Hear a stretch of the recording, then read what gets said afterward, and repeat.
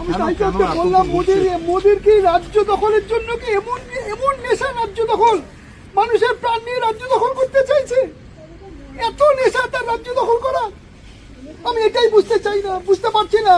আমি ওর সামনাসামনি, ওর নদী আসবে 20 তারিখ, আমি ওর সামনাসামনি ওর মিটিং এ গিয়ে বলতে চাই, ওর পাশে মাইক লাগিয়ে, এত নেশা ওর রাজ্য দখল করার। আমি এটাই বুঝতে পারছি না, রাজ্য দখল করার পারবে না, জীবনে ওয়েস্ট বেঙ্গল পারবে না। আমি জীবনে বলে যত চোর আমি করুক, জীবনে ওয়েস্ট বেঙ্গল পারবে না দখল করতে। আমার নিজের বুথে আজকে 162 জনের নাম বাদ গেছে মোদিজি, কিন্তু মজার বিষয়টা জানেন কি? মজার বিষয়, এই 162 জনের মধ্যে একজনও মুসলিম নেই। তাই শুভেন্দু যে বারবার করে চেঁচিয়ে চেঁচিয়ে হিন্দু একতা করলো, শুভেন্দু বারবার করে হিন্দুদেরকে এক করে ভেবেছিল এসআইআর করে বাংলায় মুসলিমদের নাম বাদ দিয়ে তাদেরকে বাংলাদেশে পগার পার করে দিয়ে হিন্দুদেরকে ঐক্যবদ্ধ করে হিন্দুদের ভোট পেয়ে সে মুখ্যমন্ত্রী হবে।